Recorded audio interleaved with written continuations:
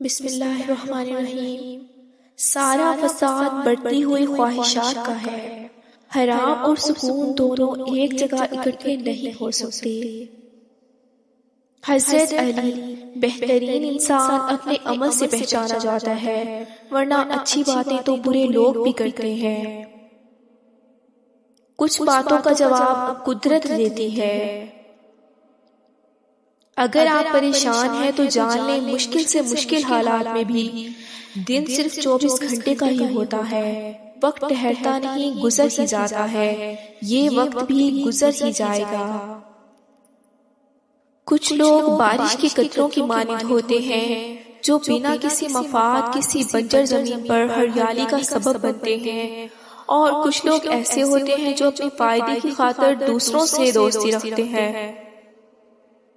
آج اگر زندگی مشکل ہے تو کل کی آسانی کا وعدہ بھی اللہ نے کیا ہے۔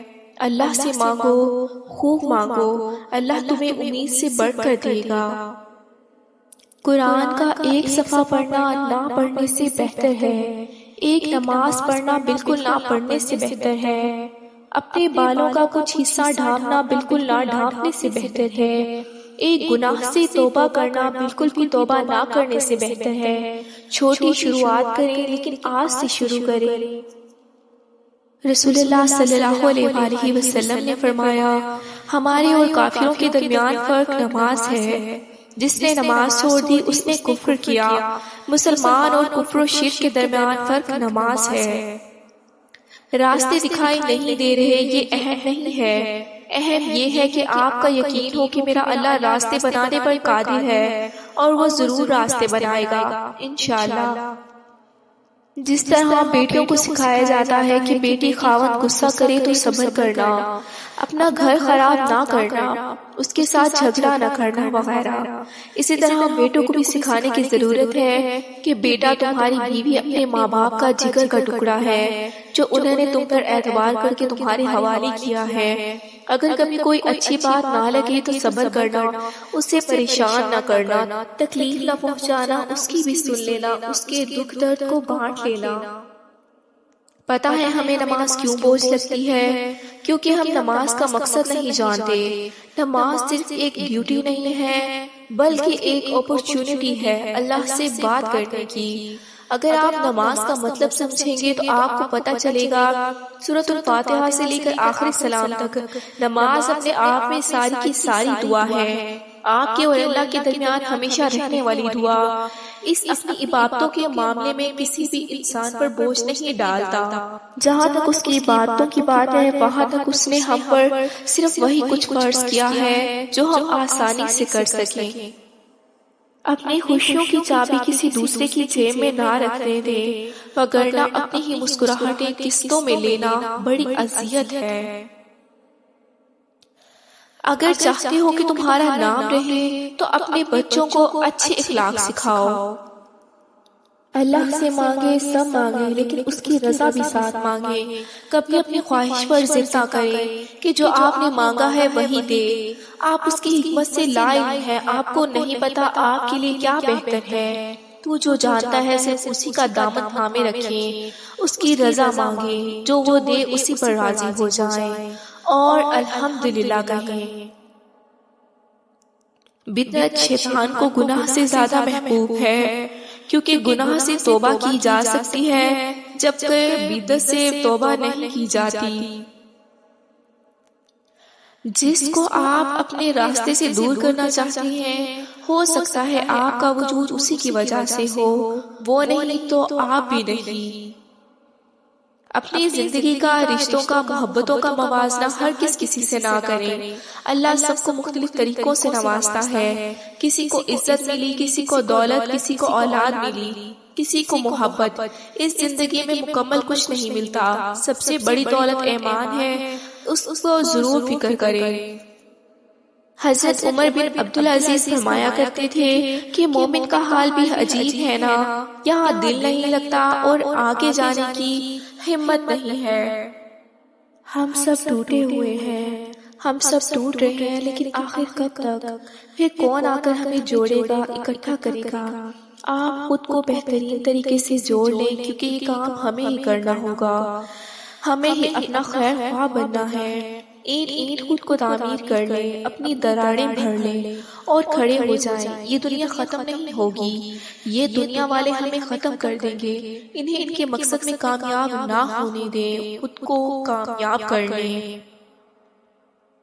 اللہ کے سپورٹ کرنا سیکھیں، ہر چیز کو، ہر فیصلے کو۔ جب آپ جائے نماز پر بیٹھتے ہیں تو بھاری دل کو خالی کر کے اٹھا کریں، ہر چیز اللہ کو سونپ کر اٹھا کریں، کیونکہ ہر کام اس کی رضا سے ہوتا ہے۔ تو پھر مستقبل کی فکر کیسی؟ نصیب لکھنے والے کو نصیب کا نگہبان رہنے دیں اور اس کے فیصلوں پہ سر جھکا کر اطمینان سے چلتے رہیں، وہ سب کچھ ٹھیک کر دے گا انشاءاللہ۔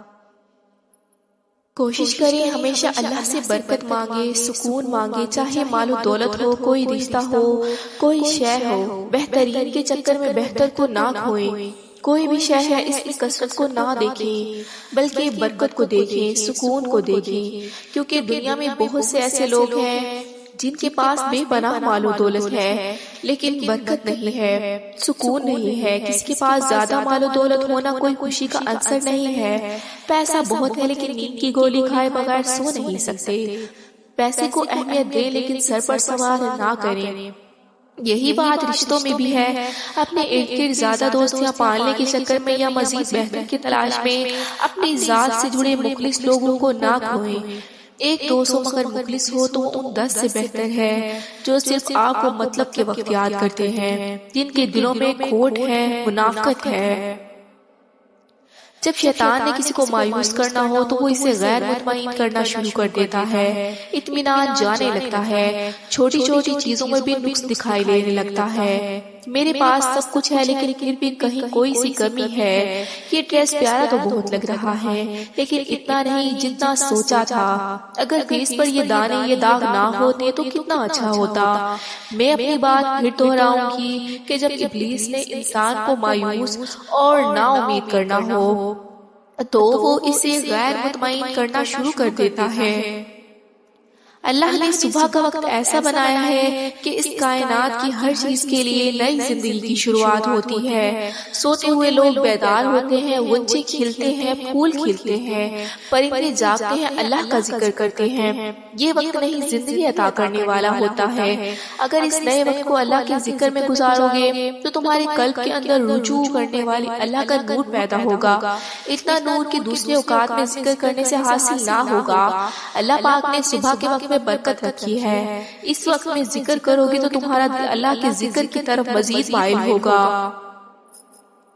اللہ اپنے بندے کو کبھی اکیلا نہیں چھوڑتا، اللہ اپنے بندے کے ساتھ ہے ہمیشہ۔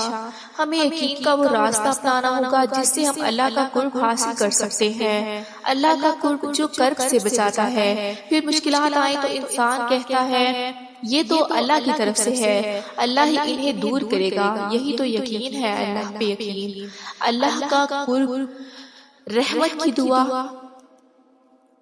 جب آپ وصیت لکھنے بیٹھے تو آپ کو پتا چلے گا کہ واحد شخص جس کا آپ کے مال میں کوئی حصہ نہیں وہ آپ خود ہیں، لہٰذا جتنا ممکن ہو سکے اپنی زندگی یا آخرت کے لیے ذخیرہ کر لیں۔ ایک وقت تھا جب برقع یا عبایا پردہ اور حیا کی علامت کہلاتا تھا، پھر برقعے نے ارتقاء کا سفر طے کیا اور تنگ و تاریک گلیوں سے ہوتا ہوا جسم کے ساتھ ایسا چپکتا گیا کہ اب برقعے کو بھی برقعے کی ضرورت پڑ گئی ہے، اور اب دور جدید کا برقع بے حیائی کی علامت بن گیا ہے۔ ترقی کا سفر ابھی مزید جاری ہے، جو مقصد اور تنگ لباسی سے نکل کر بے لباسی کی طرف رواں دواں ہے۔ کل جنہیں چھو نہیں سکتی فرشتوں کی نظر، آج وہ رونق کے بازار نظر آتے ہیں۔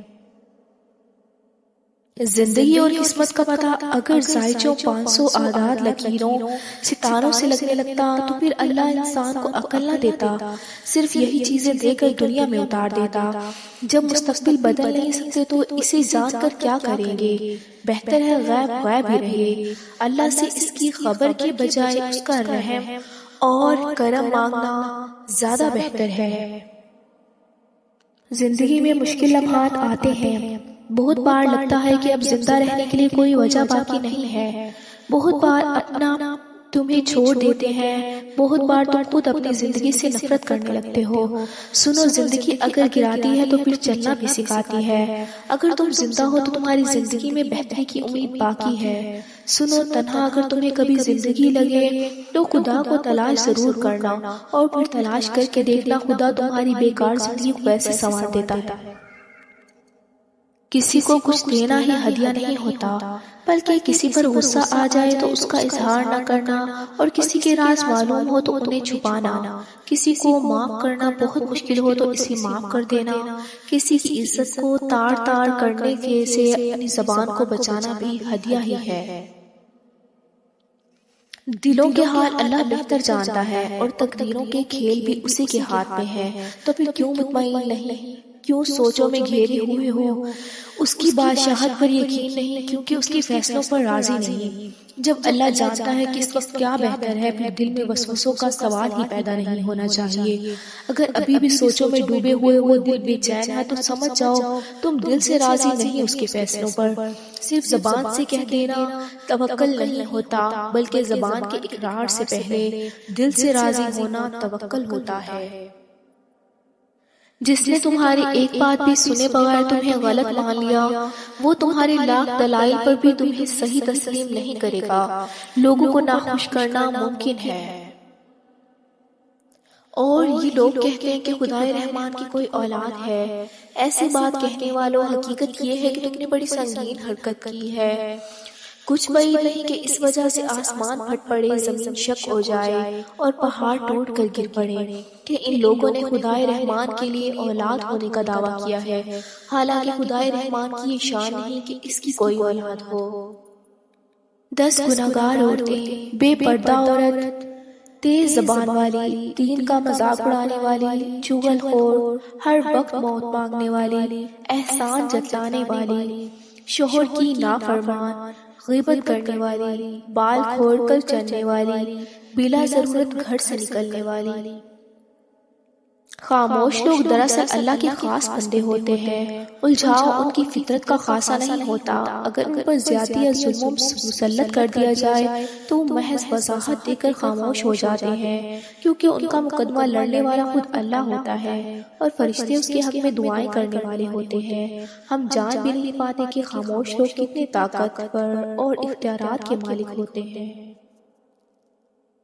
اولاد کی عزت۔ حدیث پاک میں ہے کہ نبی کریم صلی اللہ علیہ وآلہ وسلم نے ارشاد فرمایا، اپنی اولاد کی عزت کرو اور انہیں اچھے آداب سکھاؤ۔ اخلاق یاد رکھو، نماز 5 وقت اور اخلاق 24 گھنٹے فرض ہے، تو ہم نے اس کی دعا قبول کر لی، بس اسے جو تکلیف تھی ہم نے دور کر دی۔ آپ اس بات کا فیصلہ کرنا چھوڑ کیوں نہیں دیتے کہ کون جنتی ہے کون جہنمی؟ اللہ نے اپنے فیصلوں میں آپ کی رائے طلب ہی کب کی ہے؟ جب انسان 10 کتابیں پڑھتا ہے تو وہ 10,000 میل کا سفر طے کر لیتا ہے۔ چینی کہاوت۔